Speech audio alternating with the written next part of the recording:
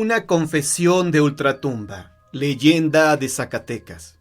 Por las noches, cuando la ciudad duerme custodiada por la luna, y nada turba su transparente calma, es mucho más factible que se presentan sucesos en la romántica plaza mayor de la ciudad capital de Zacatecas. En cierta ocasión, a altas horas de la noche, llamaron fuertemente con el antiguo y pesado picaporte de hierro. La puerta de la notaría del templo de Santo Domingo, donde se alojaba el padre Martín Esqueda. No causó extrañeza al buen sacerdote que lo fueran a despertar a tales horas, pues estaba acostumbrado a ello, pues con frecuencia así acontecía, para llevarlo a administrar los sacramentos a los enfermos graves. Como siguieron tocando cada vez con mayor fuerza, se levantó del lecho, se vistió y se asomó a la ventana preguntando: ¿Quién llama? Una mujer de clase humilde, vestida de negro y cubierta la cabeza con rebozo, contestó: Yo, padrecito, vengo a rogarle que nos haga la caridad de ir a casa, a auxiliar a un enfermo muy grave que tenemos. Por toda contestación el sacerdote salió enseguida con su petaca de mano. Atrás la mujer que le servía de guía. Atravesaron oscuras y apartadas callejas que desembocaban en la antigua plaza de toros, y al llegar a esta la mujer se detuvo y abrió la puerta de una mísera habitación, a la cual pasó el padre. El cuarto estaba desmantelado, con la débil luz de una vela de cebo que estaba en la tabla de un viejo y desvencijado cajón de madera. El sacerdote distinguió al enfermo, el cual yacía sobre un sucio petate en el suelo, junto a la pared, en el rincón de la estancia. Cercano al paciente estaba colocado un rústico y tosco banco de madera de 3 patas, y esto constituía todo el mobiliario de la pieza. El padre Esqueda se sentó en el banco y se quedó mirando al enfermo. Era un hombre entre los 50 y los 60 años, alto, con el cuerpo enflaquecido, de rostro enjuto, demacrado y de amarillento color cadavérico. Sus ojos eran verdes pero sin expresión, que fijaba con insistencia en las vigas del techo, su anhelante y fatigosa respiración, preludio del estertor de la agonía, se interrumpía en intervalos de una tos seca y cansada. Un sudor frío le humedecía la frente y febril temblor sacudía su cuerpo. El sacerdote le tomó una mano y la encontró yerta, con el frío del final, por lo cual comprendió su gravedad, y viendo que no había un momento que perder, le dijo: «Hijo mío, ¿te sientes muy mal?» «Sí, padrecito», contestó el enfermo con desfallecida voz, «y quiero confesarme». Al oír esto, la mujer que había estado contemplando la escena salió a la calle. El sacerdote abrió su petaca, sacó la estola, se la colocó sobre los hombros y volvió a decir al enfermo: «Bien, hijo mío, di tus pecados». El paciente, no obstante su gravedad, tenía completa lucidez e hizo una larga confesión de sus culpas que terminó entre sollozos, signo inequívoco de su gran arrepentimiento. El padre, al terminar de escuchar este relato de sus pecados, lo confortó con sus consejos y le dio la absolución. Luego volvió a abrir la petaca, sacó lo necesario y le administró la extrema unción. Al cabo de ponerle los santos óleos, se quitó la estola y la colocó sobre una estaca de madera que estaba clavada en la pared. Cerró su petaca, se despidió tiernamente del enfermo y de su mujer, y se fue a su casa. Al día siguiente, como no encontraba la estola en su petaca, recordó que la había dejado olvidada en la casa del enfermo, y le preguntó al sacristán: «Dime, ¿no han traído la estola de la casa del enfermo que fui a confesar anoche?» «No, padre, no han traído nada». «Vaya, qué raro está esto». Al punto mandó al monaguillo por ella, y luego de largo rato de espera regresó manifestando que había tocado mucho rato a la puerta de la casa y que nadie la abrió, por lo que creía que estaba deshabitada. Impaciente, el padre mandó con apremio al sacristán, el cual dilató en volver el doble de tiempo que el acólito, y a su regreso dijo al sacerdote lo mismo que aquel. Había estado tocando fortísimamente, hasta con una piedra, y que nadie la abrió. y por lo mismo tenía la seguridad de que en esa casa no vivía nadie. El padre Esqueda perdió la paciencia y nervioso fue personalmente a la casa, con igual resultado que los dos anteriores, pues no obstante lo mucho que tocó, nadie la abrió, quedando con la certeza de que la casa estaba deshabitada, porque además todos los indicios demostraban que la puerta hacía largo tiempo que no se abría. Como no encontraba por aquellos arrabales de la plaza de toros alma viviente que le informara al respecto, fue intrigado al ver al dueño del edificio, quien al escuchar el relato del padre respondió: «Padrecito, es muy extraño lo que usted me refiere. ¿No sería víctima de un sueño o de alguna pesadilla? Porque hace más de un año que tengo desocupados estos cuartos de la plaza de toros, y por lo mismo durante todo ese tiempo no se ha abierto, sino que han permanecido cerrados». A las afirmaciones del virtuoso ministro del Señor, le argumentó el propietario de la finca: «Créame que me da pavor su caso, padrecito, mas pronto sabremos si usted sufrió un sueño o es en realidad lo que usted dice. Como me asegura que la estola la dejó colgada en una estaca del cuarto aquel, si es así, ahí debe de estar. Vamos a desengañarnos». Encaminaron sus pasos hacia la plaza de toros, y una vez ahí, al meter el dueño la tosca, antigua y pesada llave de hierro en la vieja chapa del cuarto en cuestión, el padre Esqueda notó que era la misma con la que la mujer había abierto la puerta la noche anterior. El pasador al girar dio un rechinido de herrumbre, lo cual afirmaba lo asegurado por el dueño, que hacía largo tiempo que no se abría. Cuando la puerta se abrió, percibieron un fuerte olor a humedad. Grande fue la sorpresa de ambos al ver enormes telarañas colgando del techo y un sinnúmero de ratas corriendo azoradas hacia sus agujeros, cosa que no viera el padre la noche anterior. El piso estaba enlosado, pero lo cubría una gruesísima capa de tierra sobre la que quedaban estampadas las huellas de los pies. No obstante lo tétrico del cuarto, la estola estaba colgada sobre la estaca de madera, tal y como el sacerdote lo aseguraba. Está por demás decir la tremenda sensación que causó entre los pacíficos habitantes un acontecimiento de tal naturaleza, y las veladas familiares donde con frecuencia se cuenta este suceso. El buen padre Esqueda adquirió un recio padecimiento hepático, ocasionado por el fuerte derrame de bilis, cuyo resultado fue su fallecimiento, después de varios años de haber confesado al enfermo de ultratumba, o no se sabe de dónde vendría, ya que jamás se han vuelto a tener noticias de él. Cuestiones del corazón. Cuenta una leyenda de la época de la colonia que en el estado de Morelos existió una famosa bruja de nombre Jacinta Morales. Ella fue llevada a los tribunales del Santo Oficio por su propio marido, quien declaró haberla encontrado con pruebas de hechicería. Asimismo, se quejó el hombre de que su esposa actuaba de manera muy extraña cuando llegaba a ir a la iglesia. Entre muchas cosas más, relató aquel hombre que una vez acabada la misa, el sacerdote en un descuido olvidó cerrar el misal.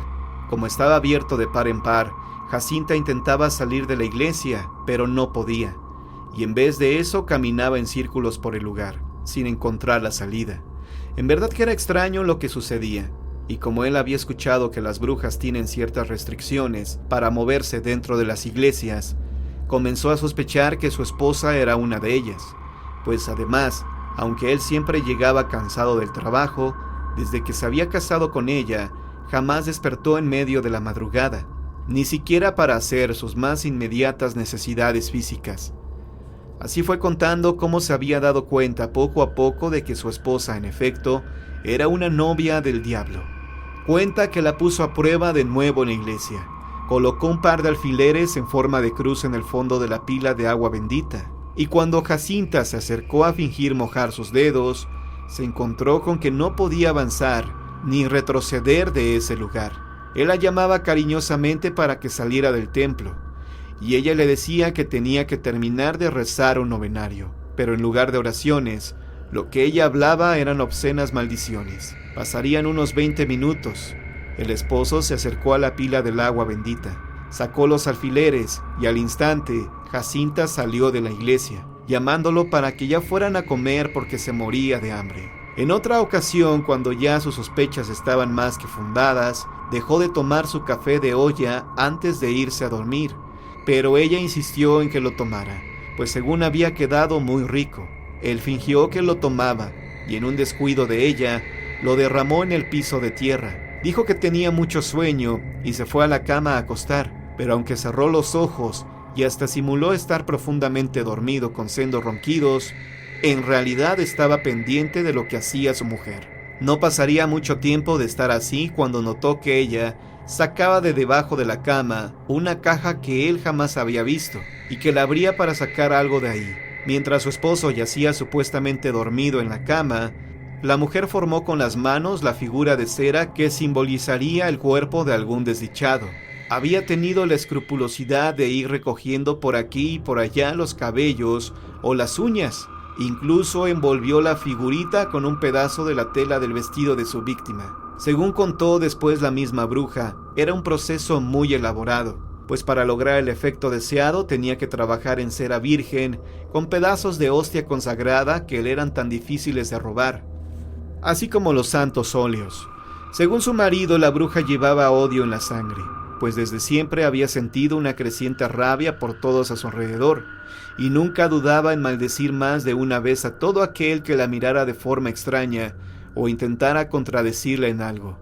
Mientras el marido observaba con los ojos semiabiertos, comenzó a escuchar unas plegarias dedicadas al diablo, y cuando de entre los conjuros, invocaciones y maldiciones que salían de la endemoniada y sacrílega boca, escuchó su propio nombre, una fría y rápida convulsión se apoderó de su cuerpo, y sintió entonces todo el miedo que había estado guardando en un ser desde que comenzó con las sospechas. Aún en ese infinito pavor, no dejó de mirarla cuando ella clavó en la figurilla un alfiler que sacó de entre su costurero, y escuchó cómo la bruja reía sin disimular todo el placer que aquella acción le proporcionaba, mientras el hombre sentía una ligera punzada justo en la parte donde la mujer había pinchado la figura, su corazón. Ya que había reunido todas estas pruebas y muchas más, tomó al siguiente día la caja con las hechicerías, la escondió en su carroza, bajó unas mantas y pidió a su mujer que lo acompañara al pueblo a hacer unas diligencias. La esposa estaba lejos de sospechar que en realidad la llevaba hacia el palacio del Santo Oficio. Cuando cayó en cuenta de ello, ya era demasiado tarde, pues las enormes puertas de madera ya se habían cerrado detrás de sus espaldas, para nunca más volverse a abrir. Se supo mucho tiempo después que aquel hombre pereció súbitamente de un paro al corazón. Muchos piensan que fue la bruja de su esposa, quien regresó del más allá para llevárselo con ella por haberle arrebatado su vida humana.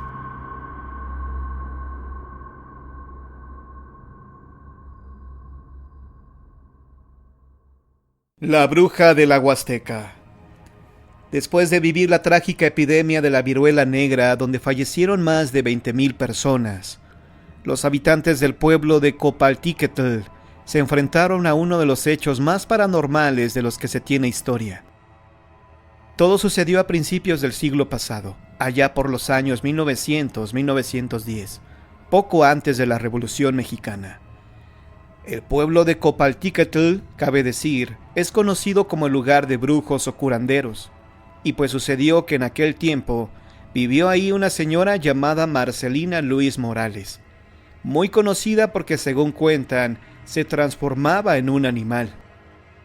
Esta mujer se valía de polvos y brebajes raros para dormir y dominar a su esposo, Macario Cruz Hermelindo. Marcelina poseía un aspecto deprimente, puesto que daba la impresión de que no dormía ni comía nada. Tenía grandes ojeras y su tez demasiado pálida. Sus largas uñas parecían garras de animal salvaje. Su cabello era muy escaso y delgado, hasta el grado de tener espacios vacíos como de calvicie.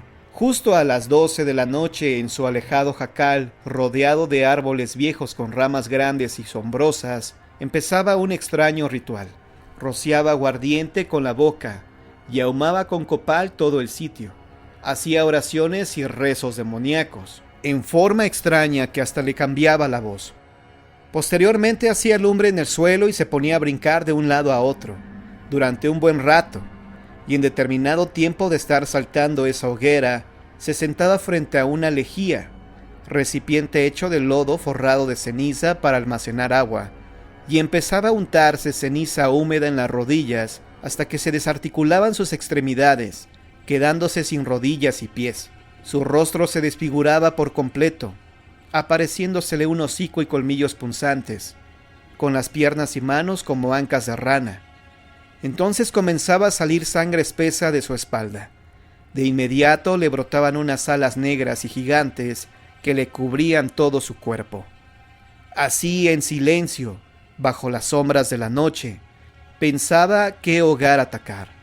En cuestión de segundos empezaba a volar en busca de niños recién nacidos para chuparles la sangre hasta dejarlos vacíos. Su lengua era también enorme y larga, que le permitía atacar a los bebés desde muy lejos, dándose prisa para que no la sorprendiera el día, porque de lo contrario, ya nunca podría volver a su estado natural. Una noche Macario, su esposo, llegó sin avisar, pues quería darle una sorpresa a su mujer. Se escondió tras las plantas de maíz para poder acercarse, brincó la cerca de otate y se asomó por la ventana.